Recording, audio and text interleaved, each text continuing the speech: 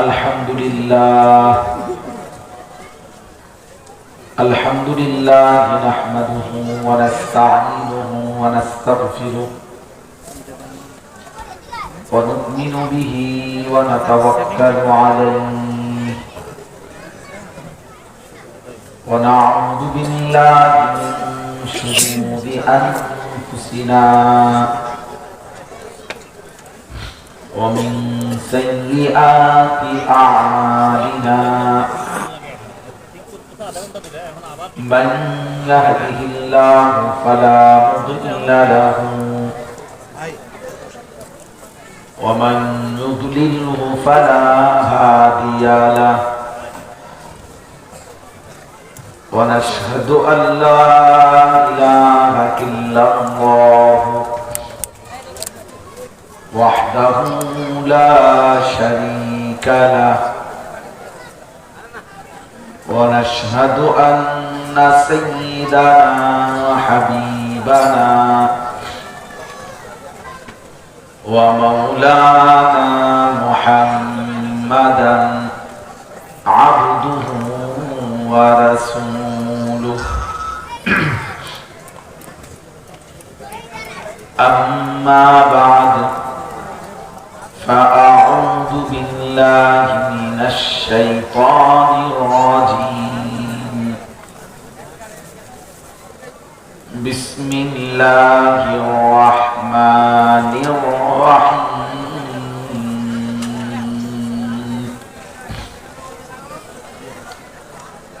وقرن في بيوتكن ولا تبرجن تبرج الجاهلية الأولى ولا تبرجن تبرج الجاهلية الأولى وأقمنا الصلاة وآتينا الزكاة وأقمنا الصلاة وآتينا الزكاة وأطعنا الله ورسوله إنما يريد الله ليذهب عنكم الرجس أهل البيت ليذهب عنكم الرجس أهل البيت ويطهركم تطهيرا واذكرن ما يتلى في بيوتكن من آيات الله والحكمة إن الله كان لطيفا خبيرا صدق الله مولانا العظيم وقال نبينا صلى الله عليه وسلم المرأة عورة فإذا خرجت استشرفها الشيطان وقال صلى الله عليه وسلم إن الدنيا حلوة خضرة وإن الله مستخلفكم فيها فينظر كيف تعملون فاتقوا الدنيا واتقوا النساء فإن أول فتنة بني إسرائيل كانت في النساء اللهم صل على محمد وعلى آل محمد كما صليت على إبراهيم وعلى آل إبراهيم إنك حميد مجيد اللهم بارك على محمد وعلى آل محمد كما باركت على إبراهيم وعلى آل إبراهيم إنك حميد مجيد سبحانك لا علم لنا إلا ما علمتنا إنك أنت العليم الحكيم الحمد لله আল্লাহ পাক রব্বুল ইজ্জত জুল জালাল ওয়াল ইকরামের ফজল কারাম রব্বুল আলামিনের অপরিসীম ইহসান মেহেরবানি দয়া আল্লাহ তাআলা আমাদেরকে আজ 3 জানুয়ারি 2025 রোজ শুক্রবার ঢাকা কেরানীগঞ্জ মডেল থানার দক্ষিণ চড়াই বালুর মাঠে জামিয়া তাহজিবুল উম্মাহ মহিলা মাদ্রাসা ও এলাকাবাসীর উদ্যোগে আজকের এই মুতাবাররাক খতমে বুখারী ও বার্ষিক ওয়াজ মাহফিলে আল্লাহ তাআলা আমাদেরকে আসবার বসবার আল্লাহর জন্যই জমা হওয়ার তৌফিক দান করেছেন। এই জন্য আমরা সকলেই বলি আলহামদুলিল্লাহ।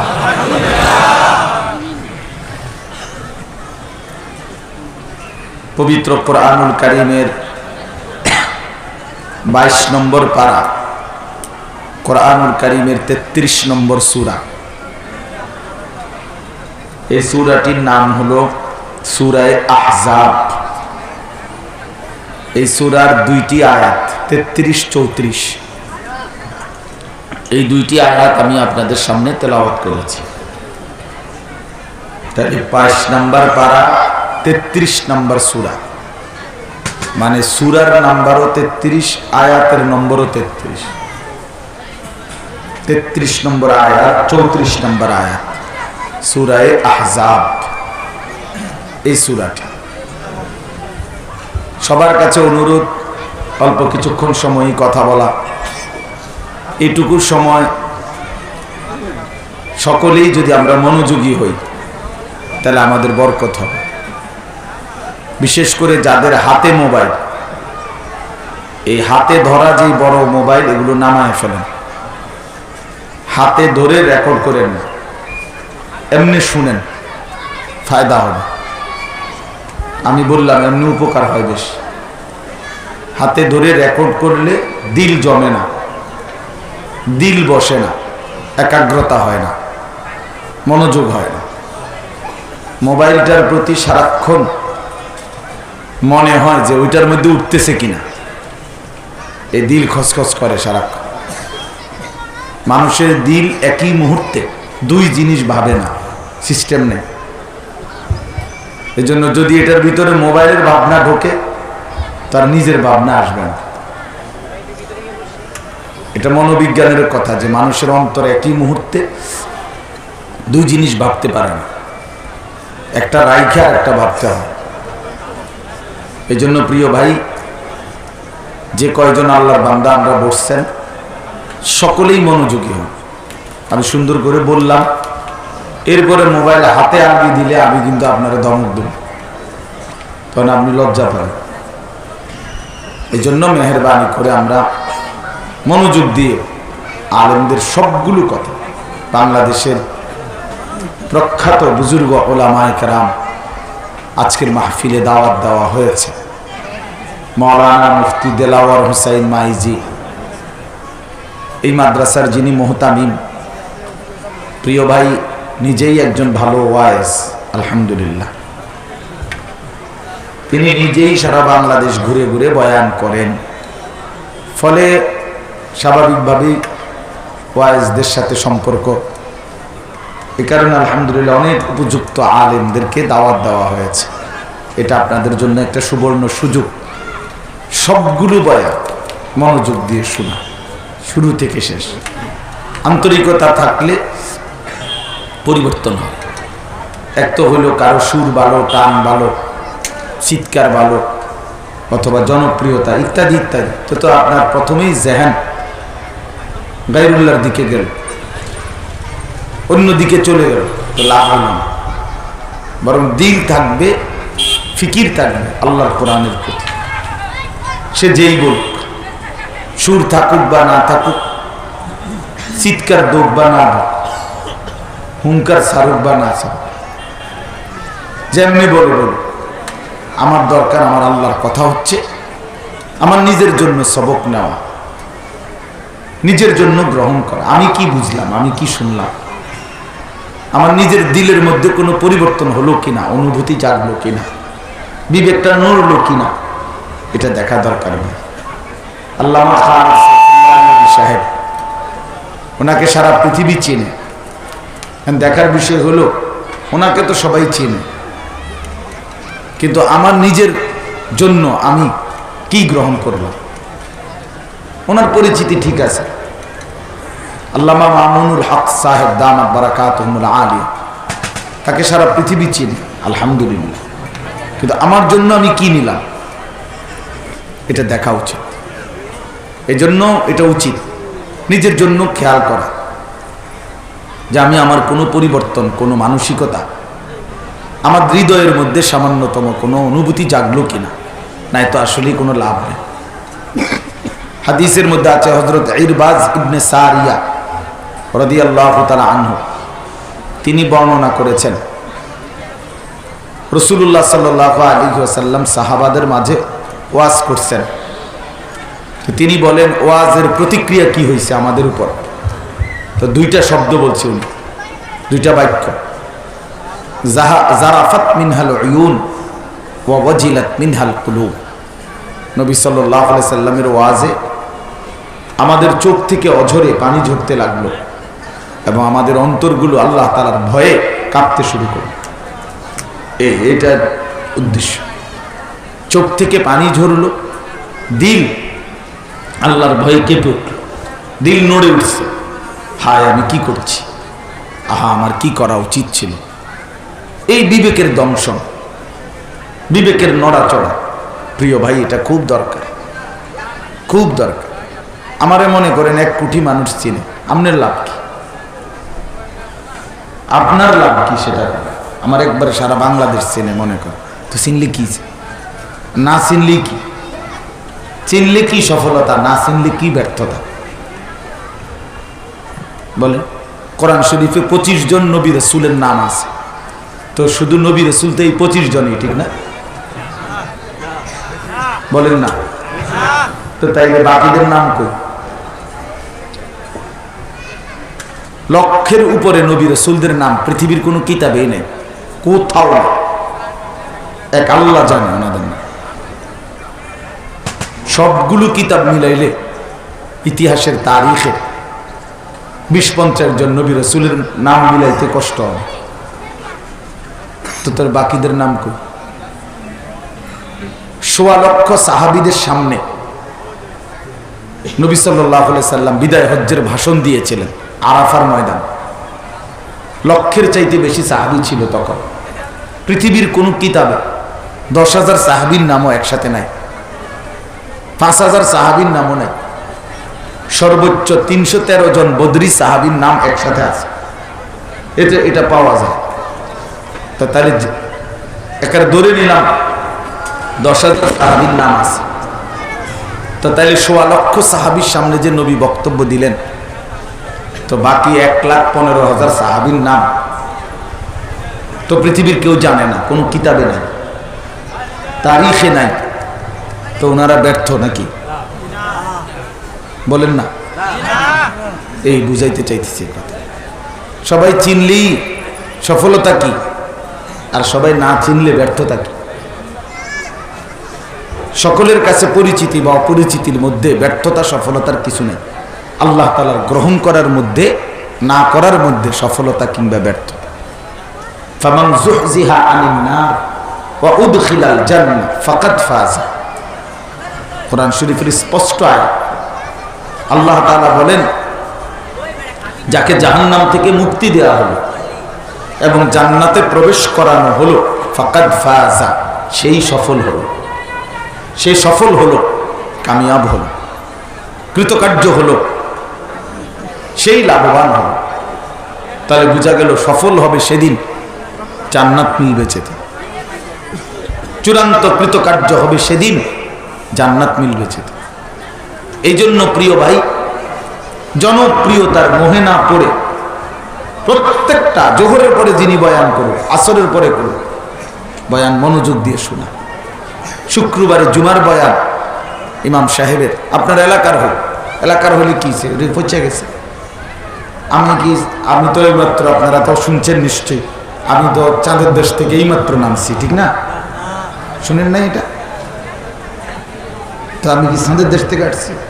তো আমি তো এলাকার থেকে আসছি, আমি তো আরেকটা এলাকার থেকে আসছি। তো তাইলে এখানে কি?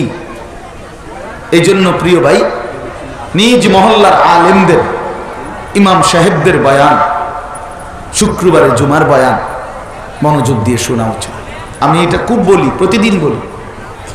আমাদের এই আন্তরিকতা, আল্লাহর কথার প্রতি একাগ্রতা না থাকার কারণে জিন্দিগি বদলায় না। 50 বছর বয়স, সামনের কাতারে নামাজ পড়ে চাচা, কিন্তু সূরা কেরাত অশুদ্ধ, রুকু সেজদা সদর বদর,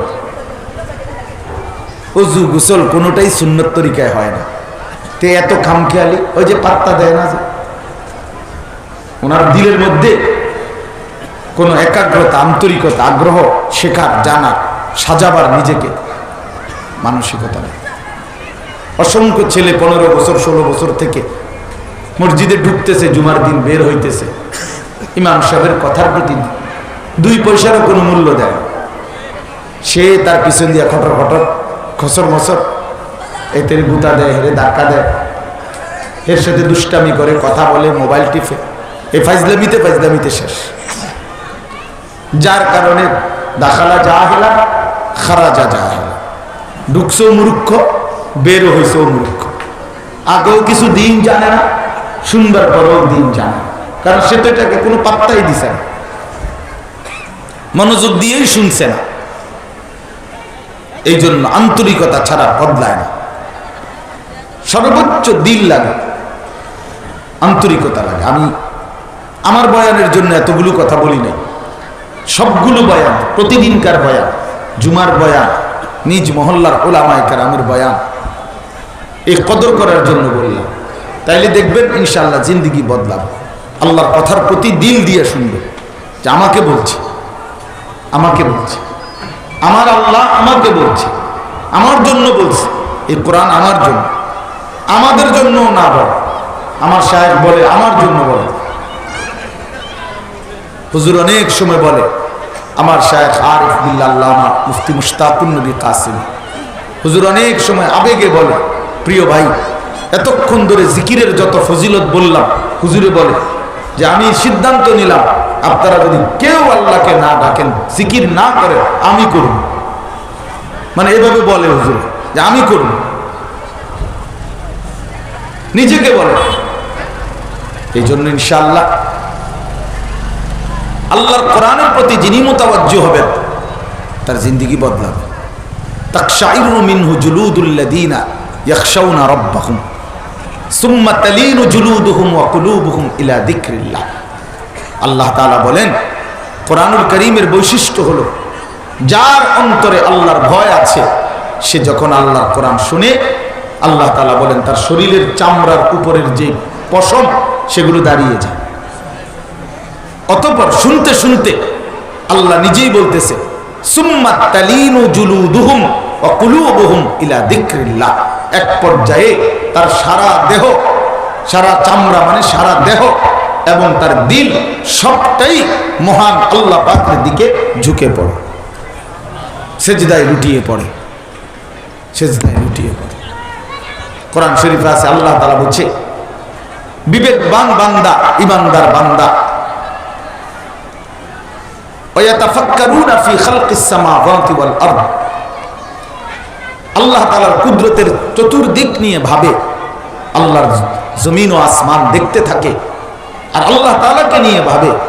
একটা পর্যায়ে মনের অজান্তেই তার দিল বলে ওঠে, দিল থেকে বলে ওঠে সে, রব্বানা মা খালাকতা হাদা বাতিলান, আয় মাওলা আপনি এর কোনো কিছুই বেহুদা বানান নাই। সুবহানাকা, আপনার প্রশংসাই করছি মাওলা। ফাকিনা আযাবান নার, আমারে আল্লাহ আপনি মাফ করে দেন, জাহান্নামের আযাব থেকে বাঁচায় দেন। এই জন্য প্রিয় ভাই, আল্লাহর কথা দিল দিয়ে শুনতে হয়। 30 বছর ধরে মসজিদে নামাজ পড়ে মাগরিব, এশা, ফজর 3 ওয়াক্ত নামাজ ইমাম সাহেব আওয়াজ করেই তেলাওয়াত করে। তাহলে এতদিন শুনবার পরেও একজন মুসল্লির কলজার মধ্যে এই বুঝ আসলো না যে আমার কোরআন শরীফটা তো শুদ্ধ করা দরকার। একদূর বিবেক যার দিলে আসে নাই, এই লোক কি শুনলো? কি ঘোড়ার ঘাস কাটছে বলে? তার দিলের মধ্যে তো এটা আসা উচিত ছিল, কিও আমি কেমনে পড়ি, ইমাম সাহেব হুজুর কেমনে পড়ে। ইমাম সাহেব 4 রাকাত নামাজ পড়লে লাগে 6 মিনিট 8 মিনিট, আমি যে 4 রাকাত নামাজ পড়তে লাগে না 1.5 মিনিট। এটা কি মেশিন লাগাইলাম আমি? এটা তো জাফারি মেশিন। বল, এতটুকু বিবেকের যদি বোঝাপড়া না হয়, কি শুনলো, কি বুঝলো, কি বুঝলো? এই জন্য আমি অনুরোধ করছি আপনাদের কাছে, আমার প্রথম কথা এটা, ওলামায়ে কেরামের সবগুলো নসিহত মনোযোগ দিয়ে নিয়মিত শুনবেন। কিশোর তরুণ নওজোয়ান ভাই, তোমরা প্রিয় ভাই, তোমাদের কাছে আলাদা বললাম, আল্লাহর কথা দিল দিয়ে শোনো, দিল দিয়ে শোনো দোস্ত। আমাদের আফসোস হলো আমরা গুনাহ করি যে পরিমাণ মনোযোগ দিয়া, আল্লাহর হুকুম তার 100 ভাগের 1 ভাগ মনোযোগ দিয়েও করি না। সুদের টাকা যেভাবে গণ্যা নেয়, একটা ছিঁড়া টাকা, ট্যাপ লাগানো টাকাও নেয় না। নাফরমানের ছবি, অশ্লীলতা, বেহায়াপনার উলঙ্গ নারীর ছবি যে পরিমাণ চোখ বড় করে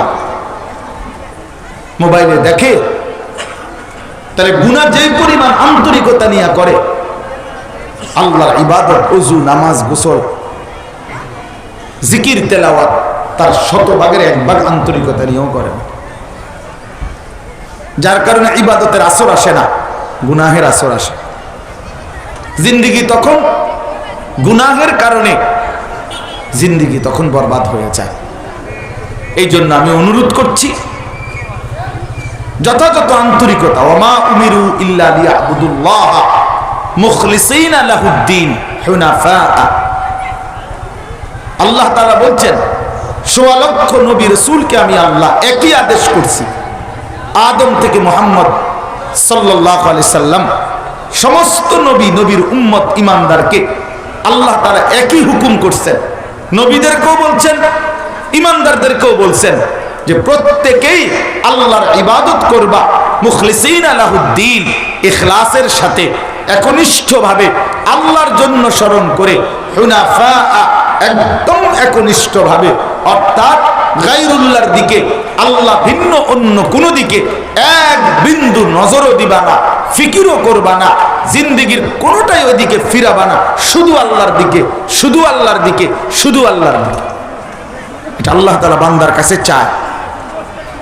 1.25 লক্ষ নবী রাসূলের কাছেও আল্লাহ এই হুকুম করছেন।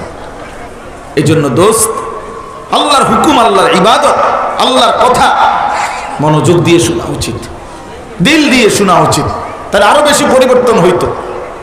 52 সপ্তাহ 1 বছরে জুমার বয়ান হয়, 52 সপ্তাহ মোট একটা বছরে, খামখেয়ালি কথা না। 52 সপ্তাহে যদি কেউ মনোযোগ দিয়ে ইমাম সাহেবের বয়ান শুনতো, জিন্দেগি বদলাবার জন্য এটাই যথেষ্ট ছিল। কিন্তু ওই যে পাত্তা দেয় না আমরার হুজুর, এলাকার হুজুর, আর কি করবো, কি করবো মানে কি বলবো? আল্লাহর কথা বলবে, কোরআনের কথা বলে। আমার একবার একজনে বলছে, আমরা হুজুর, আর হুজুর বোঝেন তো, জানে কি? তাই আমি বললাম, যদি কিছুই জানে না তো আবার রাখছেন কীর্তন? যে হুজুর কিছুই জানে না, ওনার ইমাম সাহেব রাখলেন কেন? কয় না, এলেম আছে। আমি তো এলেম থাকলে শোনেন না কেন? কিছু না জানলে রাখলেন কেন? আর জানলে শুনবেন না কেন? সবাই জনপ্রিয় হইতে হবে, এটা কি জরুরি?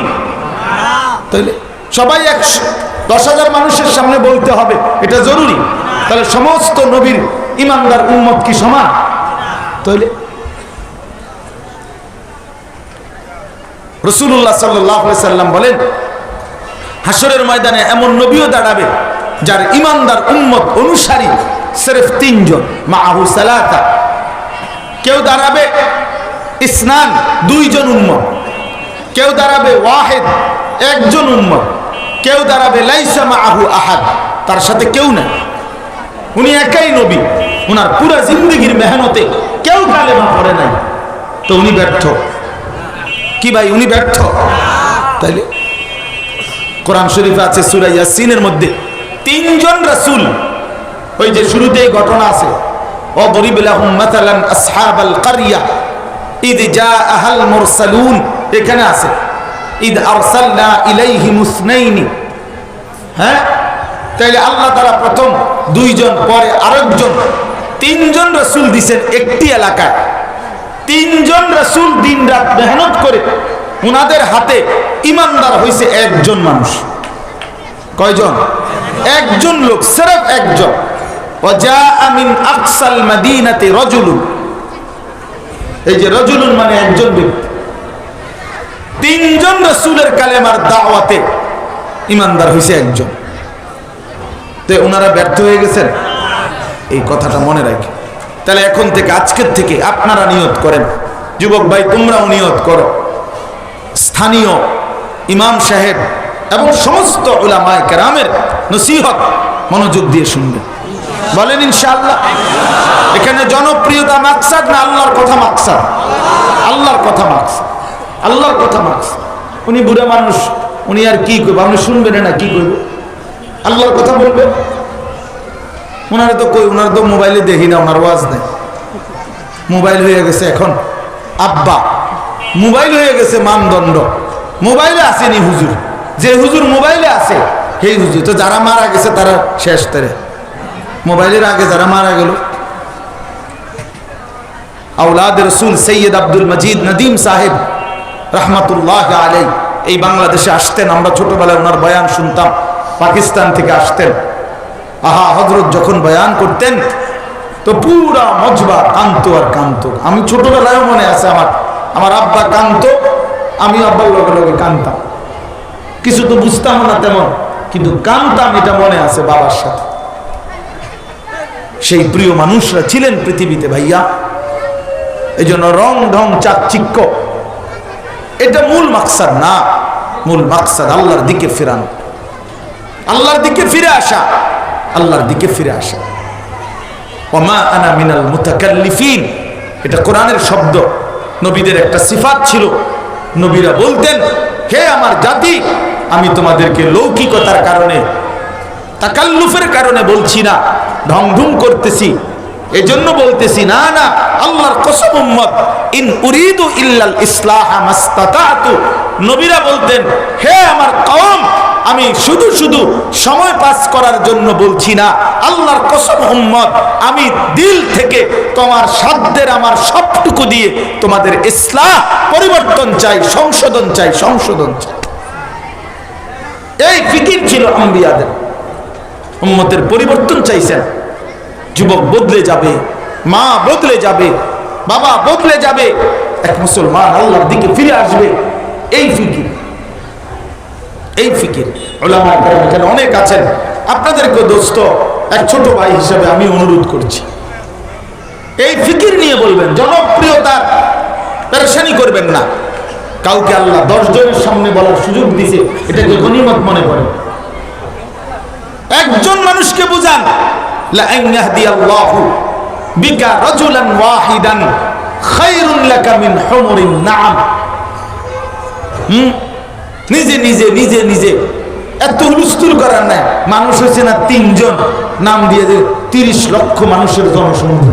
এত বড় বিষয় কথা বলি না, 30 লক্ষ মানুষ কেমনে গুনছেন? এটা কি মেশিনে দিয়া? হ্যাঁ, বেহুদায় কথার কি দরকার আছে? কি ফায়দা আছে এখানে? 30 কোটি মানুষ হইলে কি হবে?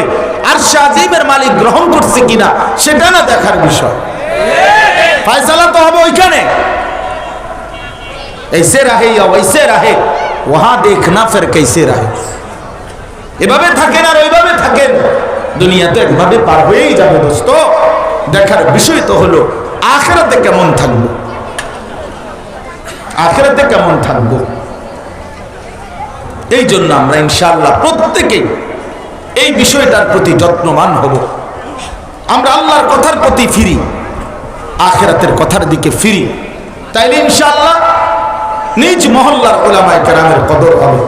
আর উলামায়ে কেরামেরও এটা ফিকির করেন নওজোয়ানরা, তরুণ আলেম যারা, নওজোয়ান আলেম যারা, আপনারা ফিকির করেন যে উম্মতের ইসলাহ চাই, মানুষের সংশোধন চাই।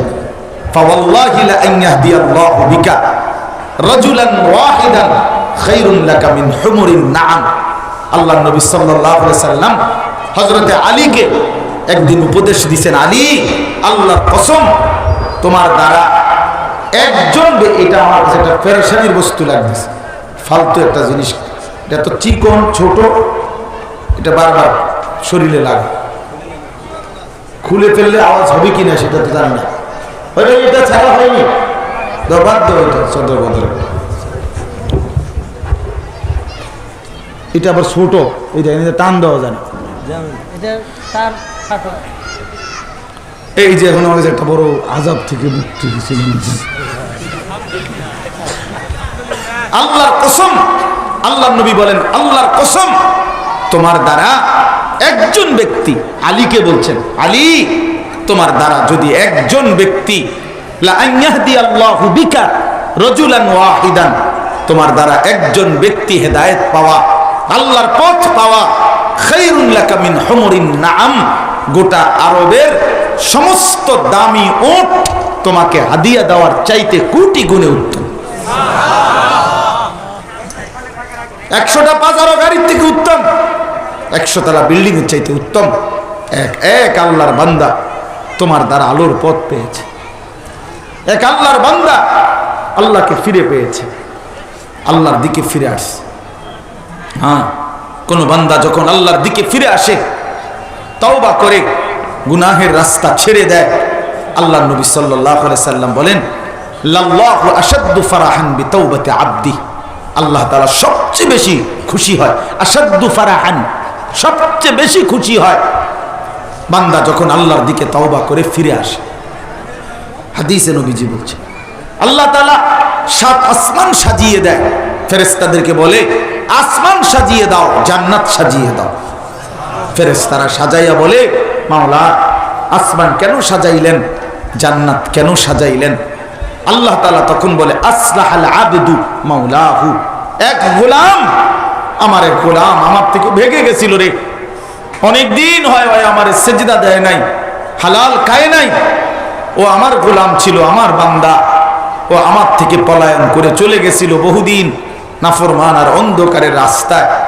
আমার সেই ভেগে যাওয়া গোলাম আজকে ফিরে আইসা আমার সাথে সম্পর্ক ঠিক করে ফেলছে, আমার বান্দা আমার কাছে আসছে রে, আমি এই খুশিতে আসমান সাজিয়ে দিলাম, জান্নাত সাজিয়ে দিলাম। তাহলে কোনো বান্দা যখন আল্লাহর দিকে ফিরে আসে, সেজদার দিকে ফিরে আসে, তো আল্লাহ তাআলা যদি বান্দার প্রতি এতটা খুশি হয়, তো যে এর মাধ্যম হইছে, বুঝেন নাই, যার উসিলায়, যার বলার দ্বারা, যার মেহনতের দ্বারা, যার ফিকিরের দ্বারা এই লোকটা ফিরছে, তো তার প্রতি মালিক কেমন খুশি হবে যে আমার ভেগে যাওয়া গোলামটা সে খুঁজাই না দিছে, আমার হারিয়ে যাওয়া গোলাম এই আমার বান্দাকে আমার কাছে আইনা দিছে, তার প্রতি মালিক খুশি হবে না? যে কোনো মানুষই তো লেখে যে হারানো যখন খুঁজে দিলে উপযুক্ত কি করা হবে, পুরস্কৃত করা হবে, এটা লেখে না, বলে না ঘোষণার মধ্যে যে হারানো ব্যক্তিকে খুঁজে দিলে, হারানো মাল খুঁজে দিলে উপযুক্ত কি দেওয়া হবে, তার শাজিমের মালিক কি পরিমাণ পুরস্কার দিবে। আল্লাহ তাআলা আমাদেরকে তৌফিক দান করেন। এই জন্য আলহামদুলিল্লাহ আপনাদেরকে দেখে ভালো লাগছে। এই জন্য নওজোয়ান ভাই ওলামা, আপনাদের কাছে ইমাম সাহেব আলেম, আপনারা এই ফিকির করবেন, বলার ফিকির করে নিজের যে ছোট্ট জায়গা, এখানে বলার ক্ষেত্রে সর্বোচ্চ দিল নিয়ে, আন্তরিকতা নিয়ে বলবেন। হোক আমার মুসল্লি কম, হোক আমার শ্রোতা কম, কোনো সমস্যা নাই, কোনো আমার জুমার বয়ানে লোক কম, আলহামদুলিল্লাহ বলে দাও, আল্লাহর জন্য বলো। এক আল্লাহর বান্দা ফিরলেই আমার নাজাতের জন্য যথেষ্ট হয়ে যাবে। আল্লাহ আমাদেরকে তৌফিক দান করেন। সূরা আহজাবের কথা বলতেছিলাম। কোরআন শরীফের 3টা সূরা আছে। একটা সূরার নাম হলো সূরা নিসা, 4 নম্বর সূরা। আরেকটা সূরা হলো সূরা নূর, 24 নম্বর সূরা, 18 নম্বর পারা। আরেকটা হলো এই আহজাব, 33 নম্বর সূরা। কোরআনুল কারীমের 4 নম্বর সূরা, 24 নম্বর সূরা, 33 নম্বর সূরা। সূরা নিসা, সূরা নূর, সূরা আহজাব, এই 3টি সূরা একজন ইমানদার মুসলিম নারী, এই মুসলিম মেয়েরা, মুসলিম নারীরা আল্লাহর কসম প্রত্যেকের পড়া উচিত। কমপক্ষে এই 3টা সূরার তরজমা স্বাভাবিক কোরআনে সংক্ষিপ্ত ব্যাখ্যা আছে, গ্রহণযোগ্য, সারা পৃথিবী সমাদৃত ব্যাখ্যা। তো এতটুকু ব্যাখ্যা এবং এই 3টা সূরা একজন মুসলিম নারী যদি তরজমা এবং সংক্ষিপ্ত ব্যাখ্যা পড়ে, আল্লাহর কসম সে বুঝতে পারবে যে এক মুসলমানকে, এক নারীকে ইসলাম কি পরিমাণ ইজ্জত, সম্মান, মর্যাদা, তার জন্য কি পরিমাণ হুকুম, আহকাম, বিধি, বিধান, আল্লাহ তাআলা তাকে কি পরিমাণ মূল্যায়ন করছেন, কি পরিমাণ আল্লাহ তাআলা তাকে কদর করছেন, এটা সে স্পষ্ট উপলব্ধি করতে পারে। এজন্য নারীদের জন্য এই 3টা সূরা খুব জরুরি, পড়া উচিত। বিশেষ করে এর মধ্যে মাঝখানের যে সূরাটা 24 নম্বর সূরা, সূরা নূর, এই সূরা অত্যন্ত গুরুত্বপূর্ণ। কিতাবের মধ্যে, তাফসীরের মধ্যে আছে, সূরা নূরের তাফসীরে আছে। হযরত ওই ভাই, এই লাইটওয়ালা ভাই, এটা নামান, আকাম একটা লাগায় রাখছেন, আপনি শুনেন মিয়া, নিজের জন্য শুনেন, আরেকজনকে দেখাইবেন। কি দেখাইবেন আরেকজনকে? হাজার হাজার বাংলাদেশের ছোট বড় বক্তা, প্রত্যেকের ওয়াজ, লাখ লাখ ওয়াজ আছে ওই মোবাইলের ভিতরে। কিন্তু উঠাবে নতুন, কাইট কইরা, শীত কইরা, সোজা কইরা, হোতাইয়া, কইনাইয়া, সব ডকের ওয়াজ আছে। আপনি কোডা দরকার, কেমনি দরকার? একটা আঙ্গুলে, আমার দ্বারা এটা নাই বড়টা বুঝাইলাম আর কি, যে এমনি টান দিলে এক টানে তো বক্তা দৌড়ায় 10 জন। ওই যে বক্তাদের ওটা সিরিয়াল দিলে এমনি টান দিলেই তো বক্তা দৌড়ায়। তো মোবাইলে ওয়াজের অভাব আছে, এমনি শুনেন ভাই, এমনি শুনলে ভালো। দিল, চোখের পাওয়ার সাংঘাতিক, জিন্দিগি বদলায়। নজরের বরকত বেশি, সরাসরির এই বরকত বেশি, এটার বরকত বেশি। অন্য সময় শুনবেন মোবাইলে, যখন উপস্থিত নাই তো ঠিক আছে, তখন শুনেন।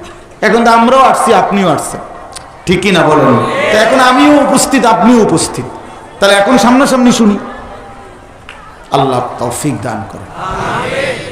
তো বলতেছিলাম, হযরত ওমর রাদিয়াল্লাহু তাআলা আনহু যখনই কোনো অঞ্চলে ওনার খেলাফত আমলে গভর্নর পাঠাইতেন, আজকের যেমন ডিসি, গভর্নর পাঠাইতেন, তখন তিনি এই গভর্নরদেরকে যে আদেশ করতেন, সরকারি নির্দেশ দিতেন, এই বিশেষ নির্দেশনামার মধ্যে এই কথাটা লিখে দিতেন, আল্লিমু নিসাআকুম সূরাতান নূর। তুমি যে অঞ্চলে যাচ্ছ ওই অঞ্চলের ইমানদার মুসলমানদেরকে বলবা যে তারা যেন তাদের নারীদেরকে সূরা নূর শিখায়, সূরা নূর শিখায়। এটা উনি বলতেন। অর্থাৎ সূরা নিসা, সূরা নূর, সূরা আহজাব, এই সূরাটা, এর মধ্যে নারীদের সম্পর্কিত, নারীদের পর্দা, নারীদের ইজ্জত, নারীদের সম্মান, নারীদের হুকুম আহকাম সম্পর্কিত বিধিবিধান সবচেয়ে বেশি। অন্যান্য সূরাতেও আছে, কোরআনের অন্যত্র আছে, কিন্তু এই 3 সূরাতে বেশি।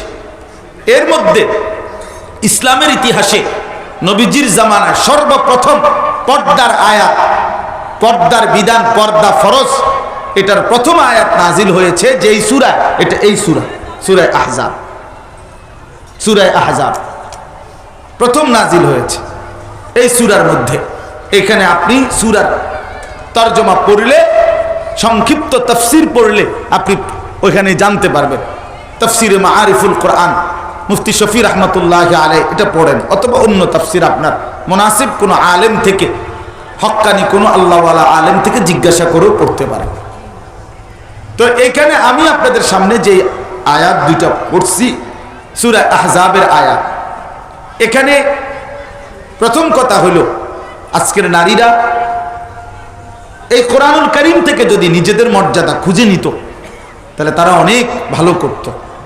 কিন্তু আফসোসের বিষয় হলো নারী আল্লাহর কোরআন থেকে নিজের সম্মান খুঁজে নাই, রাসূলুল্লাহ সাল্লাল্লাহু আলাইহি সাল্লামের হাদিস থেকে নিজের পরিচয় তালাশ করে নাই, বরং টেলিভিশন, নাটক, সিনেমা, আধুনিকতার এই হাতছানি মোহ এবং নারীর অধিকার, নারীর প্রগতি, নারীর স্বাধীনতা ইত্যাদি ইত্যাদি নামে বিভিন্ন কিছু যারা প্রচারণা করছে, এই আধুনিকতার দোহাই দিয়ে, ইউরোপের দোহাই দিয়ে, পাশ্চাত্যের দোহাই দিয়ে, আধুনিক চিন্তা চেতনার দোহাই দিয়ে নারীকে মর্যাদা দেওয়ার জন্য, নারীর অধিকার দেওয়ার জন্য বাস্তবিক অর্থে যা কিছু চেষ্টা তদবির প্রচারণা হচ্ছে, এর কোনোটাই নারীর অধিকারও না, নারীর মর্যাদাও না, শুধুই কেবল ঘরের নারীকে পুরুষের কাছাকাছি, পুরুষের বরাবর এনে দেওয়ার নানামুখী চমকপ্রদ কৌশল, ষড়যন্ত্র ছাড়া আর কিচ্ছু না। এটাই সত্য। নারী শুধু ঘর থেকে বাইরে হয়ে যাও, বাইরে হইলে ইজ্জত, বাইরে হইলে সম্মান, তোমার অধিকার বাইরে হইলে, বাইরে তুমি বের হয়, তোমার অধিকার, তোমার প্রগতি, তোমার স্বাধীনতা, তোমার মর্যাদা সব কিছু একবারে মানে প্রকাশ পাবে, পাইয়া যাইবা, শুধু তুমি ঘর থেকে আইয়া দাও, ঘর থেকে আইসা পড়ো, তুমি পুরুষের সাথে আইসা পড়ো, একসাথে একসাথে। এই এক ফিকির, মূল ফিকির, এটা এক মূল ফিকির, মূল ফিকির। এই পৃথিবীতে সোশ্যালিজমের অর্থাৎ সমাজতন্ত্র যেটা, এই যে সোভিয়েত ইউনিয়ন, আজকে যেটা রাশিয়া, এখন রাশিয়া শুধু, আগে এই রাশিয়াকে কেন্দ্র করে আশেপাশের আরো অনেকগুলো ছোট বড় রাষ্ট্র মিলে সোভিয়েত ইউনিয়ন ছিল। আগে আগে ওইটাকে সোভিয়েত, আমরাও ছোটবেলায় দেখছি, ছোট সোভিয়েত ইউনিয়ন ছিল, শুনছি আমরা, সময় পুরা ছিল না। তো সোভিয়েত ইউনিয়নে আপনার সমাজতন্ত্র মতবাদ ছিল, এই আজকের যে বাংলাদেশেও আছে এগুলোর কিছু অংশ, জাসদ বাসদ কয় যে, এই এরা সমাজতান্ত্রিক দল, সোশ্যালিজম। আপনার এদের বড় বড় গুরু যারা, কার্ল মার্কস, লেনিন, মাও সেতুং, হ্যাঁ, এই এরা রাশিয়ার অঞ্চলে, এই এদের মূল স্লোগান ছিল যে নারী কোনোভাবে ঘরে থাকতে পারবে না, নারী পুরুষ প্রত্যেকে রাষ্ট্রের পক্ষ থেকে নির্ধারিত করা কর্ম করবে, প্রত্যেককে সরকার ভাতা দিবে নির্ধারিত পরিমাণে, বাচ্চা যেটা হবে এটাও রাষ্ট্রের, যদিও পেট নারীর কিন্তু সন্তান রাষ্ট্রের। হ্যাঁ, এটাই সোশ্যালিজমের কথা, রাষ্ট্রের সন্তান, অর্থাৎ তার দায়িত্ব, রাষ্ট্রের দায়িত্ব।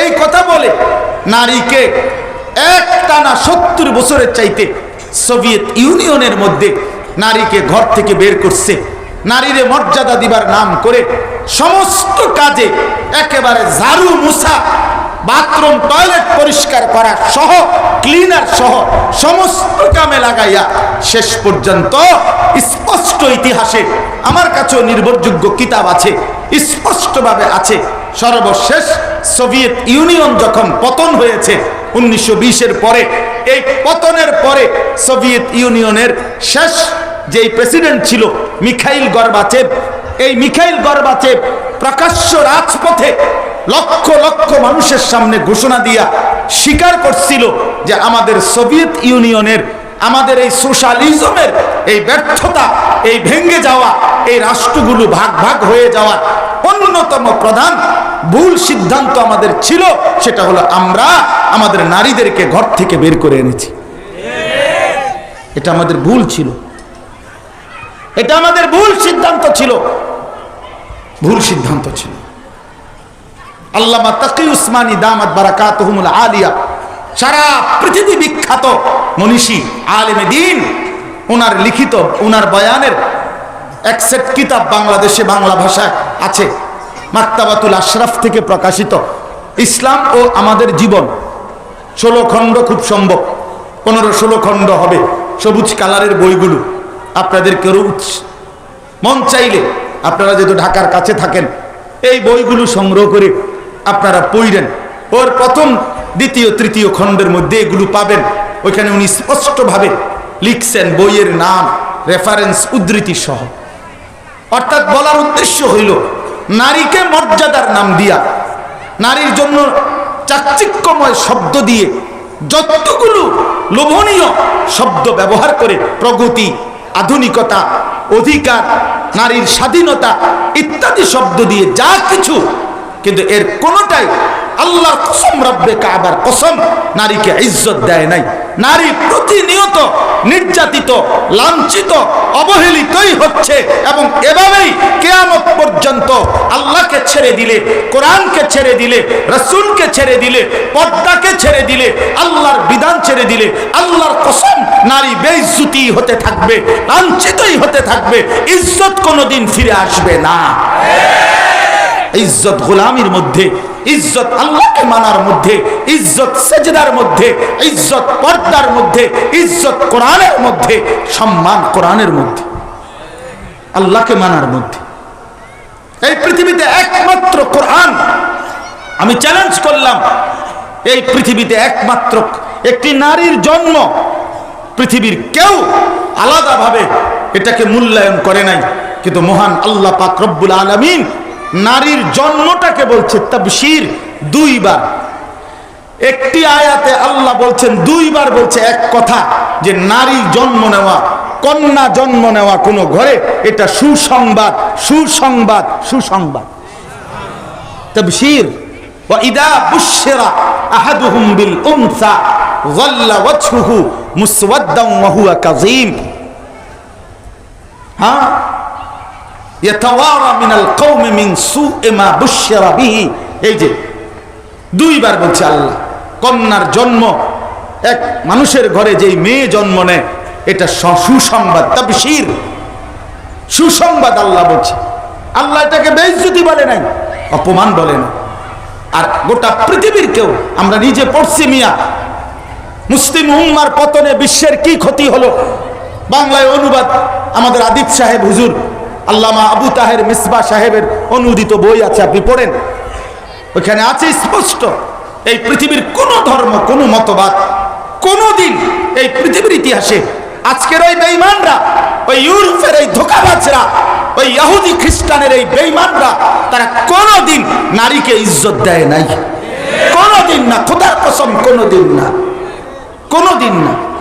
ওরা রীতিমতো গবেষণা করত, এই ইহুদিরা, যে নারীর শরীরে আত্মা আছে কিনা, নারী মানুষ কিনা, নারীর শরীরে কোনো আত্মা আছে কিনা, এটা তারা বিশ্লেষণ করত, গবেষণা করত।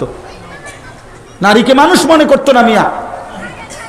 আমি নিজে পড়ছি, এই পৃথিবীতে রাসূলুল্লাহ সাল্লাল্লাহু আলাইহি ওয়াসাল্লামের আগমনের পূর্বে পৃথিবীর একটি জনপ্রিয় মতবাদ ছিল, নাউজুবিল্লাহ, বলতো লজ্জা, একটি জনপ্রিয় মতবাদ ছিল পৃথিবীতে তখন, যে 3 জিনিস সকলের সমান অধিকার। এই পৃথিবীর 3টি জিনিসের মধ্যে কারো একক অধিকার নাই।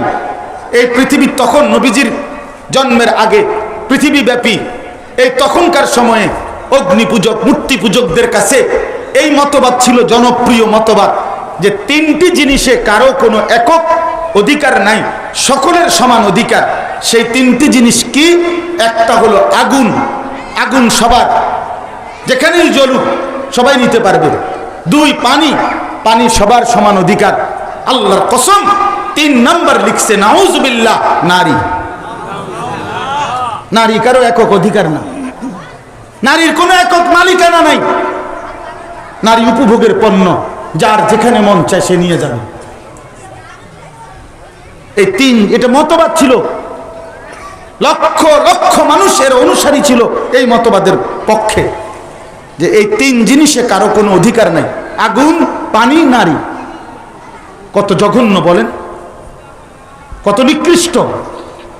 হেরা এখন নারী অধিকারের স্লোগান দেয়। ইসলাম ইসলাম সংকীর্ণ করে ফেলেছে। হাটহাজারী হুজুর রহমতুল্লাহ আলাইহি আমির হেফাজত, মনে আছে নি? নারীর পর্দার গুরুত্বের জন্য, নারীকে আড়াল করার জন্য হযরত শব্দের উদাহরণ দিয়ে বুঝাইতে গিয়ে একটি শব্দ বলছিলেন, এই বেঈমানরা, মুনাফিকরা, এই ছদ্মবেশী ইসলামের নামের ডাকাতরা কি পরিমাণ হাটহাজারী হুজুর রহমতুল্লাহ আলাইহিকে বিদ্রুপ করছিল, মনে আছে সেই কথা? ওই বিদ্রুপকারী বেঈমান এখন কোথায়? এই নাফরমান এখন কই? এখন কই? আল্লাহ মাহমুদ শফি রহমতুল্লাহ আলাইহি এখনো ইমানদারের কলিজার মধ্যে বসবাস করে।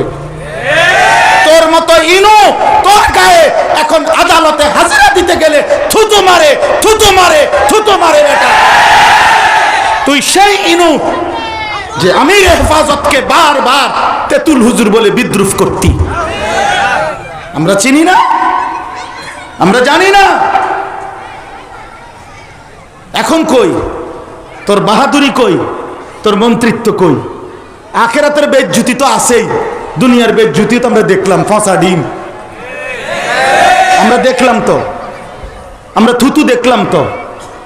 হ্যাঁ, আদালতে হাজিরা দিতে যায়, জনগণ ডাক দিয়ে কয়, নাম ধরে কয় নেট নাই, মানুষ কয় নেট নাই, শুনেন নাই? হাজিরা দিতে গেলে কয় নেট নাই। এটা কি কথা কোন হুজুর? কি নেট নাই এখন আর? এই জন্য আল্লাহকে বাদ দিয়ে মাসালুল্লাযীনা ইত্তাখাযু মিন দুনিল্লাহি আউলিয়া কামাসালিল আনকাবুত ইত্তাখাযাত বাইতান ওয়া ইন্না আওহানাল বুয়ুতি লাবাইতুল আনকাবুত। আল্লাহ পরিষ্কার কোরআনে বলছে, বান্দা শোনো, আল্লাহকে বাদ দিয়ে যাকে বন্ধু বানাবা, তুমি যেন একটা মাকড়সা, যেই মাকড়সা একটা ঘর বানালো। আর জানোই তো এই পৃথিবীর সবচেয়ে দুর্বল ঘর মাকড়সার ঘর। এজন্য আল্লাহকে বাদ দিয়ে কারো উপরে ভরসা করতে নাই। আল্লাহকে বাদ দিয়ে আমেরিকার উপরেও ভরসা করলে হবে না, চীনের উপরে ভরসা করলেও হবে না, ইন্ডিয়ার উপরে ভরসা করলেও চলবে না। 130 কোটি বেঈমানের ভয় পাওয়ার কিচ্ছু নাই, কিচ্ছু নেই। ওই পেঁয়াজ রসুন আদা বন্ধ করে দিব, এই সমস্ত বাটফারি কথার বাত নাই।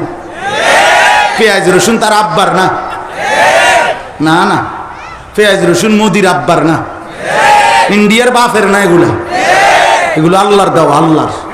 আমার আল্লাহ তো করে খাওয়ায়, আম করে দমকায়। বাট আমার মাগরিবের নামাজে যারা সেজদা দিছি, আসরে যারে সেজদা দিলাম, জোহরে যারে সেজদা দিলাম, ফজরে যাকে সেজদা দিলাম, আমার সেই আল্লাহ তোদের 130 কোটি বেঈমানকে খাওয়ায়।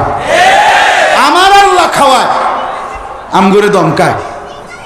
বাদ খাস আমার আল্লাহ থেকে, আবার দমকাস আমারে, ফালতু কোথাকার। এই জন্য বাপ, আমি স্পষ্ট আপনাদের কাছে বলতে চাই, ইসলাম ছাড়া নারীর কোনো ইজ্জত নাই। আল্লাহর কসম, কোরআন ছাড়া নারীর কোনো সম্মান নাই। দিন না মানা ছাড়া নারীর কোনো ইজ্জত নাই। ওই নারীরা প্রতারিত হয়েছে, ওই নারীরা ধোঁকা খাচ্ছে। আমরা জানি বাবা, জানি বাইরের হাসি বেপর্দা নারীর, বেহায়া নারীর, বেপর্দা নারীর বাহিরের হাসি, এই রং ঢং, এটা ফরমালিন। এটা ল্যাবে যদি টেস্ট করে ফরমালিন আসবে, ফরমালিন, ফরমালিন। ধোঁকা, ধোঁকা, নর্তকীর হাসি ধোঁকা, নায়িকার হাসি ধোঁকা, গায়িকার হাসি ধোঁকা, রাস্তার বেহায়া বেপর্দা নারী, মোবাইলের উলঙ্গ অশ্লীল বেহায়া নারী ধোঁকা, ধোঁকা, ধোঁকা, ধোঁকা। যুবক, যুবক, ধোঁকা। তোমার মোবাইলও শেষ হবে, এমবিও শেষ হবে, পকেটও শেষ হবে, যৌন শক্তিও শেষ হবে। একদিন তোমারে রাস্তার ফকির বানাইয়া দুনিয়াও শেষ করবে, আখেরাতও শেষ করবে। এই জন্য মনে রাখো যুবক, ভিন নারী, বেহায়া নারী, বেপর্দা নারী, অসভ্য নারীর ফান্দে যে পড়ছো, তুমি শেষ। মনে রাখো, তুমি শেষ, তুমি শেষ। নারীর ছবি কাউরে সুখ দেয় না, অশ্লীল নারী কাউরে সুখ দেয় না, বেহায়া নারী সুখ দেয় না। সে সুখে নাই, সে নিজেই সুখে নাই, সে সুখ দেবে কোত্থেকে? সে সুখ দেবে কোত্থেকে বলেন? বেপর্দা নারী নিজেই তো সুখে নাই, সে অন্যকে কি সুখ দেবে? হ্যাঁ,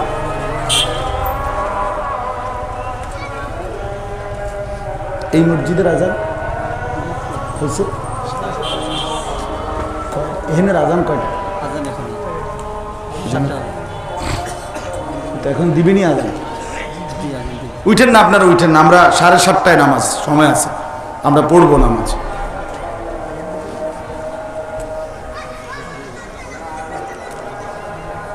মানে এই আজানটা দিলে শুনে শেষ করে দিতাম না।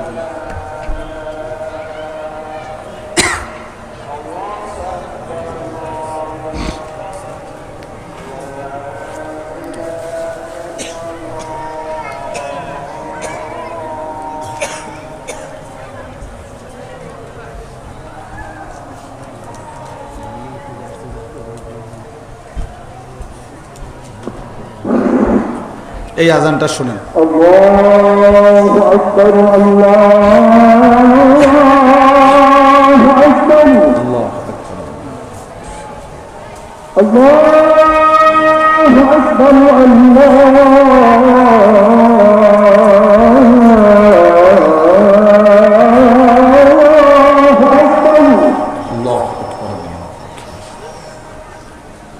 আশহাদু আল্লা ইলাহা ইল্লাল্লাহ,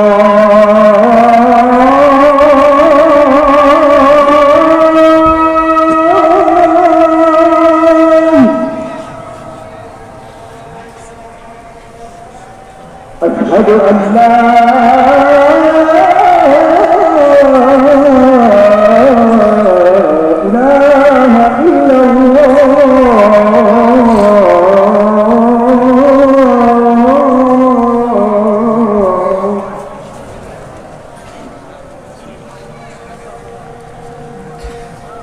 আশহাদু আন্না মুহাম্মাদান রাসূলুল্লাহ।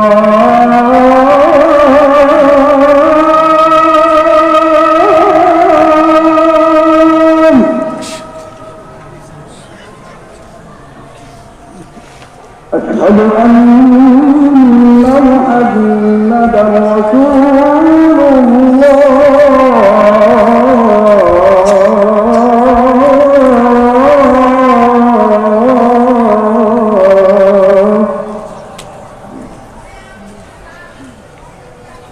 حي على الصلاة.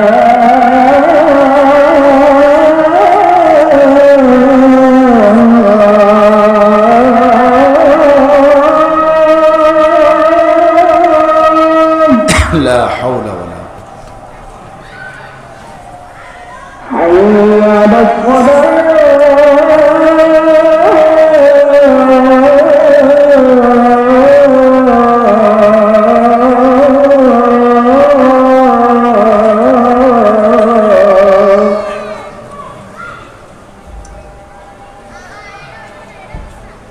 حي على الفلاح.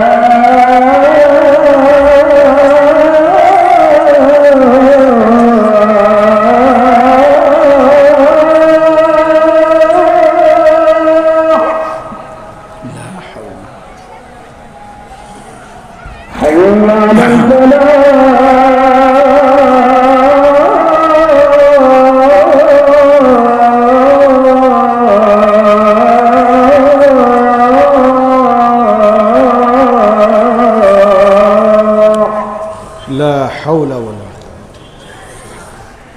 الله أكبر، الله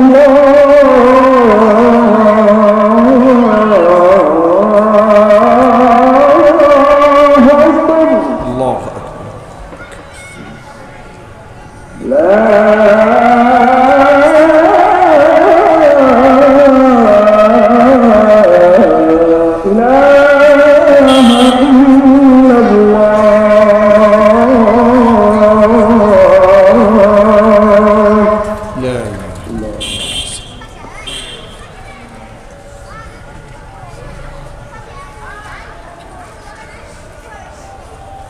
إنك لا تخلف. দেরি হবে না, আমি এই শুধু তর্জমাটা শোনাবো, আমার কথা শেষ, আমরা নামাজ পড়বো এখানে ইনশাআল্লাহ। তাহলে আমি যে কথাটা ব্যাখ্যা তো অনেক দূর বলা উচিত, সময় তো অনেক দরকার। আমি আপনাদের কাছে মূল যে বক্তব্যটা বুঝাইতে চাই যে বাস্তবতা হলো এটাই। আলহামদুলিল্লাহ আমরা জেনারেল লাইনে পড়ছি, আমি ব্যক্তিগতভাবে কুমিল্লা ভিক্টোরিয়া কলেজ থেকে মাস্টার্স পাস করছি, জেনারেল লাইনে আমি পড়ছি। আমি সায়েন্স বিজ্ঞান বিভাগ থেকে 1998 সালে এসএসসি পাস করছি দাখিল। এই জন্য আমার বলার উদ্দেশ্য হলো এই কথাটা, জেনারেল লাইনে আমি পড়ছি। এই পড়ার মধ্যে আমরাও দেখছি নারীর ব্যাপারে যতগুলো বক্তব্য, এর কোনোটার মধ্যেই শুধুমাত্র লোভ ছাড়া, লালসা ছাড়া, উপভোগ ছাড়া অন্য কোনো মাকসাদ নাই, অন্য কোনো মাকসাদ নাই আপনার।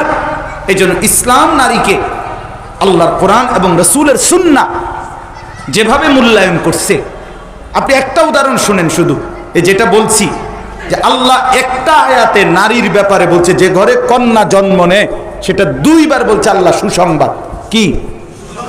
আচ্ছা নবীজি গিয়া বলছে নারীর, এই মেয়ের বাপরে বলছে নবীর, আমাদের নবী সাল্লাল্লাহু আলাইহি সাল্লাম বলছে যেন নবীজি ডাক দিয়া বলছে তুমি তোমার মেয়েটারে আদর করো, যত্ন করো, ওরে বড় করে লালন পালন করে একটা ভালো ছেলে দেখে নেককার স্বামীর কাছে বিয়ে দিও। রাসূল বলছেন শোনো, তুমি মেয়ের বাপ মন খারাপ করো না, মেয়েটাকে যদি লালন পালন করে আদর করে একটা উপযুক্ত স্বামীর কাছে নেককার বানিয়ে দিতে পারো, আমি রাসূল ওয়াদা দিলাম, আমি ওয়াদা দিলাম তুমি মেয়ের বাপকে সাথে নিয়ে জান্নাতে এই 2 আঙ্গুল যেমন পাশাপাশি, তোমাকে আমি এভাবে পাশাপাশি রাখবো। ঠিক কথা। এরপরে কি? এরপরে আর কি বলতো? আল্লাহ বলছে আমি 2 বার বললাম সুসংবাদ, নবী বলছেন আমি তোমার সাথে রাখবো। মেয়ের বাপ ঘাবড়াইও না, মানুষে কব মেয়ে হয়েছে তো, মেয়ে হয়েছে কি হয়েছে, কি হইতো আপনি কর না, কি আসমুরকানি হইতো তো? তাইলে আমাদের দেশে কয়, আমার বাড়ি হলো কুমিল্লা লাকসাম নোয়াখালীর দিক, আমাদের দেশে মানুষ বলে যে এই রাগ করে মেয়ে হইলে গুসা হয় যারা, এই অসভ্যরা, এটা তো অসভ্যতা। তো কয় কি হয়েছে, কয় জিতারের ঘরে হিটানি হয়েছে, মানে এই ও বেডি হয়েছে, ও বেডি নাউযুবিল্লাহ। অর্থ বলার উদ্দেশ্য হইল এই দুনিয়াবি দৃষ্টিকোণের কারণে আজকে আমরা মনে করছি এটা লজ্জা, অথচ বাস্তবতা তো এটাই যে আল্লাহ নবী সাল্লাল্লাহু আলাইহি সাল্লাম বলছে মেয়ের বাপকে আমি তোমাকে সাথে নিয়ে জান্নাতে একসাথে থাকবো। আর আল্লাহ বলছে সুসংবাদ, আরো কত মর্যাদা, কত সম্মান। কোরআনুল কারীমের মধ্যে যত জায়গায় আল্লাহ তাআলা আল্লাহর ইবাদত বন্দিগির কথা বলছেন, তো মা বাবা উভয়ের আনুগত্যের কথা বলছেন, তো মা কি মহিলা না? কথা বলেন না, মা কি নারী না? তাইলে নারীর ইজ্জত, আমি তো বলি সেই ছোট্টবেলা থেকে জন্মের পর থেকে নারীকে কন্যা হিসাবে, বোন হিসাবে, স্ত্রী হিসাবে মর্যাদা দিতে দিতে এই নারী যেন যেদিন মা হইছে আমার রাসূল সাল্লাল্লাহু আলাইহি সাল্লাম তাকে মর্যাদা দিতে দিতে দিতে দিতে দিতে দিতে আজকে যখন এই নারী মা তো সন্তানেরকে বলছে তোর মায়ের পায়ের নিচে জান্নাত, এ কথার আমি বুঝছি অর্থ হইল আল্লাহর নবী বুঝাইতে চাইছে নারীর মর্যাদা সে তো জান্নাতের ঊর্ধ্বে উঠে গেছে। নারীর কদমের নিচে, মার পায়ের নিচে যদি জান্নাত তো মা কই? মা উপরে না, মার পায়ের নিচে জান্নাত হইলে মা কোথায়? মা তো জান্নাতের উপরে, তার মানে সম্মান, অর্থ তো হইল সম্মান। নারীকে এই পরিমাণ ইজ্জত দেওয়ার পরে নারী ওই পাউডার ফেয়ার এন্ড লাভলি আর রাস্তার ওই বখাটে দুশ্চরিত্র লম্পট বখাটে দেখা তারে হাসবে, টিটকারি মারবে, ইফটিজিং করবে, তারে দেখে উপভোগের কামনা বাসনা করবে, এইটাকে নারী মনে করছে, বোনেরা মনে করছে, আমাদের মেয়েরা মনে করছে এটা সম্মান। আল্লাহর কসম কোন বোন যদি শুনে থাকো, এই প্রিয় ভাই তোমাদের বললাম এটা ইজ্জত না, এটা সম্মান না। বেপর্দা নারী নারী না, বেপর্দা নারী শোপিস, বেপর্দা নারী উপভোগের বস্তু, বেপর্দা নারী প্রদর্শনের বস্তু, যাকে হাজারো মানুষ দেখে উপভোগ করে এবং অন্তরের অবৈধ হারাম কামনা বাসনা জল্পনা কল্পনা করে। নাই তো যেই বেপর্দা নারী রাস্তা দিয়ে হাইটা গেল, তারে যত যুবক দেখলো, এরপরে এগুলার সবগুলার কলজাটা ল্যাবে পরীক্ষা করা হোক, তাই কি রিপোর্ট আই, রিপোর্টটা কি আইয়ে দেখা যাক না। হ্যাঁ, ছেলেগুলো দোয়া করে দিছে হেবুড়ি রে, আল্লাহ ওনারা আমনে বাইজি আরে রাবে অবশ্রী বানাই দেন। হ্যাঁ,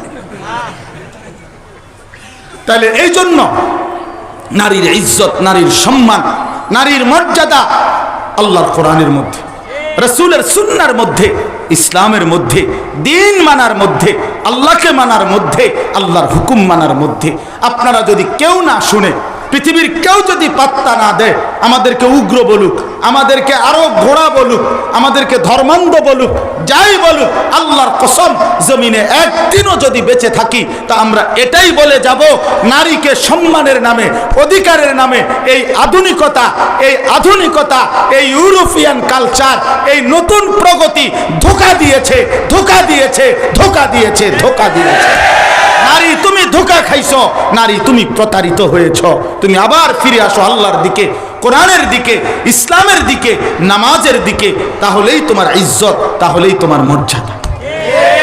এই শেষ কথা হলো, এবার আল্লাহ তাআলা বলেন, আমি শুধু তর্জমাটা শোনাই 2 মিনিটে। আল্লাহ তাআলা একজন নারীর দায়িত্ব বলছেন কি, মুসলিম নারীকে বলছেন, ওয়াকারনা ফি বুয়ুতিকুন্না, 1 নাম্বার তোমাদের জিম্মাদারি, তোমরা ঘরে অবস্থান করো, তোমাদের ঘরই আপন ঠিকানা, বন্দি না। তোমার ঘরকে তুমি সাজাও, ঘরের কর্ম তুমি সাজাও, তুমি ঘরের রানী, তোমার স্বামী বাহিরের বাদশা, সে বাহির সামলাবে, তুমি ঘর সামলাও। একজন পুরুষ বাহিরটা দেখো, একজন নারী ভেতরটা দেখো, দুইজনে মিলে দুনিয়ার সংসারটা সুন্দরভাবে সামলাও। এটা তো ইনসাফ, এটা ইনসাফ, এটা জুলুম না। একটা অফিসের মধ্যে 10 জন কর্মচারী রাখছে, লোক রাখছে, রাইখা কোম্পানির বস বলে দিছে আমাদের অফিসে একজন ম্যানেজার দরকার, একজন দারোয়ান, একজন বাবুর্চি, একজন আপনার সাফাই বাথরুম টয়লেট পরিষ্কারকারী, একজন হিসাব রক্ষক লাগবে, মোট এই পদ আপনারা 10 জনের নিয়োগ দিলাম। প্রতিদিন সকালে আইসা আপনারা বুঝ করে নিবেন, নিজেরা মশওয়ারা করে, একজন ম্যানেজারই করবেন, একজন ঝাড়ু দিবেন, একজন বাথরুম সাফ করবেন, কালকে আবার যিনি বাথরুম সাফ করছেন আজকে আপনি ম্যানেজার, পরশু আপনি দারোয়ান। এই সদর বদর করলে এই অফিসে লাল বাতি জ্বলতে দেরি হবে নি? বলেন না কেন? বুঝি এটা কথা হইলো, বুঝি নিজেরা যার মনে করে ম্যানেজার, যার মনে করে দারোয়ান। এটা কোনো নিয়ম হইলো? বরং কি করে দিতে হবে, বন্টন করে দিতে হবে কিনা? কথা বলেন না কেন? তো আল্লাহ তাআলা বলছে, নারী পুরুষ এক লগে হাঁটো, খাও, গোড়ো, ঘুমাও, যখন যার যেটা ভালো লাগে এটা করো। এটা নিয়ে দুনিয়া, এটা কোনো শৃঙ্খলা হইল? এটা কোনো নিয়ম হইতে পারে না বেটা। এজন্য আল্লাহ বলছে, নারী তুমি ঘর সামলাও, পুরুষ তুমি বাহির সামলাও, দুইজনে দুই দিক সামলাইলে দুনিয়াও সুন্দর হবে, আখিরাতও সুন্দর হবে। ওয়ালা তাবাররাজনা তাবাররুজাল জাহিলিয়াতিল উলা, আল্লাহ বলেন অজ্ঞ, মূর্খ, জাহেল নারীদের মতো বেপর্দা বের হইও না। অর্থাৎ একান্ত প্রয়োজনে যদি বাহির হতেই হয় তাহলে অবশ্যই শতভাগ শরীয়ত সম্মত পর্দা করে বের হইও। 3 নাম্বার, ওয়া আকিমনাস সালাহ, আল্লাহ বলেন হে নারীরা, মুসলিম নারীরা 5 ওয়াক্ত নামাজ আদায় করো। 4 নাম্বার, ওয়া আতিনাজ যাকাত, বছর শেষে নিজের গহনা এবং জমানো টাকা হিসাব করে উলামায়ে কেরাম থেকে জেনে নিয়ে যাকাত আদায় করো। 5 নাম্বার, ওয়া আতিইনাল্লাহ ওয়া রাসূলা, আল্লাহ এবং তার রাসূলের আনুগত্য করো। আল্লাহ তাআলা বলেন, দেখেন 5টা কাজ বলছে আল্লাহ। 1 নাম্বার, নারী তুমি ঘরে অবস্থান করো। 2 নাম্বার, মূর্খ নারী, অজ্ঞ নারীদের মতো বেপর্দা বের হইও না। 3 নাম্বার, 5 ওয়াক্ত নামাজ আদায় করো। 4 নাম্বার, বছর শেষে নিজের গহনা সম্পদ জমানো উলামায়ে কেরাম থেকে জেনে যাকাত আদায় করো। 5 নাম্বার, আল্লাহ এবং তার রাসূলের আনুগত্য করো। আল্লাহ ওয়াদা দিছে এবার পুরুষদেরকে। আরে শুনেন, এবার আমাদেরকে আল্লাহ বলছে, ইন্নামা ইউরিদুল্লাহু লিইউযহিবা আনকুমুর রিজসা আহলাল বাইতি ওয়া ইউতাহহিরাকুম তাতহীরা। আল্লাহ বলে, হে পুরুষরা, হে ঈমানদার পুরুষরা, তোমাদের নারী যদি এমন হয়, এই 5 গুণে গুণান্বিত হয়, আমি আল্লাহ ওয়াদা দিলাম এমন নারীর দ্বারা আমি আল্লাহ তোমাদের পুরা ঘর পবিত্র করে দেব, পুরা ফ্যামিলি পবিত্র হবে, পুরা ফ্যামিলি পবিত্র হবে। আমাদেরকে বলছে যে তুমি তোমার কন্যাকে ঠকাইও না, দিন শিখাও, দিন শিখাও, তাহলে পুরা ফ্যামিলি পবিত্র হবে। স্বামীর ওই ঘর আলোকিত ঘর হবে, স্বামীর ওই ঘর কোরআনের ঘর হবে, স্বামীর ওই ঘর সেজদার ঘর হবে। মেয়েটাকে দিন শিখাও, মেয়েটাকে কোরআন শিখাও, মেয়েটাকে সুন্নাহ শিখাও, তাহলে সে কি করবে? এই যে শেষ কথা, ওয়াদকুরনা মা ইউতলা ফি বুয়ুতিকুন্না মিন আয়াতিল্লাহি ওয়াল হিকমা, সরাসরি কোরআনের আয়াত। আল্লাহ বলে, হে মুসলিম রমণীগণ, তোমরা তোমাদের ঘর সমূহে তেলাওয়াত করো, পাঠ করো, আলোচনা করো আল্লাহর কোরআন ওয়াল হিকমা, রাসূলের সুন্নাহ। তাহলে সে যদি দিন না শিখে, সে যদি কোরআন না শিখে, সে যদি হাদিস না শিখে, তাহলে সে তার ঘরে স্বামীর সংসারে সে দিন শিখবে কি, শেখাবে কি, কোরআন পড়বে কি, হাদিস পড়বে কি, বাচ্চা কাচ্চা সন্তান ঘর পরিবার সুন্দর করবে কিভাবে? বলেন, ইন্নাল্লাহা কানা লতীফান খাবীরা, আল্লাহ বলেন নিশ্চয়ই আল্লাহ সূক্ষ্ম থেকে সূক্ষ্ম বিষয়ও জানেন, সবার খোঁজ খবর পূর্ণ রাখেন। আমার শেষ কথা হলো, এই জন্য একজন মুসলিম মেয়েকে যদি দিন শিখানো হয়, তাহলে পুরা ঘর পবিত্র হবে, পুরা ফ্যামিলি নেককার হবে, পুরা ফ্যামিলি। আর সর্বশেষ কথা হলো, একজন মুসলিম মেয়েকে দিন শিখানো, শেষ কথাটা খেয়াল করেন, এ কারণেও জরুরি, এ কারণেও তাকে কোরআন সুন্নাহ এই মাদ্রাসা পড়ানো জরুরি। কেন? হাদিসে স্পষ্ট আছে, আপনারা সবাই এই হাদিসটা বহুত শুনছেন, যে কুল্লুকুম রাইন ওয়া কুল্লুকুম মাসউলুন আন রাইয়াতিহি, প্রত্যেকেই তোমরা জিম্মাদার, নিজ নিজ অধীনস্থের ব্যাপারে তোমাদেরকে হাসরের ময়দানে জিজ্ঞেস করা হবে। এই কথাটা শুনছেন না? এখানে এই হাদিস কিন্তু এখানে শেষ না, এটা আরো লম্বা হাদিস। এই হাদিসের একটা অংশ হলো, নবীজি বলেন, ওয়াল মারআতু রাইয়াতুন ফি বাইতি যাওজিহা ওয়া ওয়ালাদিহি, প্রত্যেক নারী তার স্বামীর ঘর এবং সন্তানদের ব্যাপারে জিম্মাদার, ওয়াহিয়া মাসউলাতুন আনহুম, সে এই ব্যাপারে জিজ্ঞাসিত হবে। অতএব একজন নারী যখন স্ত্রী হয়, তার যে সন্তানগুলো হয়, এই সন্তানদেরকে ঈমান শিখানো, আখলাক শিখানো, কোরআন শিখানো, আল্লাহ চিনানো, আখিরাত চিনানো, খোদার কসম নবী বলছে এটা নারীর জিম্মাদার। অতএব সে যদি নিজে দিন না শিখে, সে যদি কোরআন না শিখে, সে কি শিখাবে? আমার 4টা ছেলে মেয়ে, আমার 4টা ছেলে মেয়ে, এই 4 ছেলে মেয়ে আমার বিবি কওমি মাদ্রাসায় পড়ুয়া আলেমা, তো সে আমার 4 ছেলের যাবতীয় নামাজ, তার কোরআন শরীফ, সূরা, কেরাত, কায়দা, আমপারা পুরো জিম্মাদারি সে আদায় করেছে, করতেছে, যার কারণে আলহামদুলিল্লাহ বাচ্চারা আল্লাহর কোরআন ছোট্টবেলা থেকেই পড়া শুরু করে দিছে। আলহামদুলিল্লাহ, আলহামদুলিল্লাহ। এজন্য আমি বুঝাইতে চাই, আপনারা আপনাদের মেয়েদেরকে, আপনারা আপনাদের বোনদেরকে আল্লাহর কোরআন শিখাবেন, দিন শিখাবেন। আল্লাহ তাআলা দিন শিখাবার জন্য মেয়েদের জন্য এই আয়োজন। আমার প্রিয় ভাই মুফতি দেলাওয়ার হুসাইন মাইজিদ এই মাদ্রাসা জামিয়া তাহজিবুল উম্মাহ আল্লাহ কবুল করেন, আল্লাহ কবুল করেন, ভরপুর বরকত দান করেন। আজকের এই মাহফিল, আপনাদের এই সুন্দর করে বসা যাবতীয় ইন্তজামের মধ্যে মহান আল্লাহ বরকত দান করেন, আমিন। সবাই নামাজ পড়ার জন্য যায়েন, এদিক এদিক ভাগ্যে যাইয়েন না কিন্তু কইলাম। আবার নামাজের পরে যথারীতি বয়ানে বসবেন।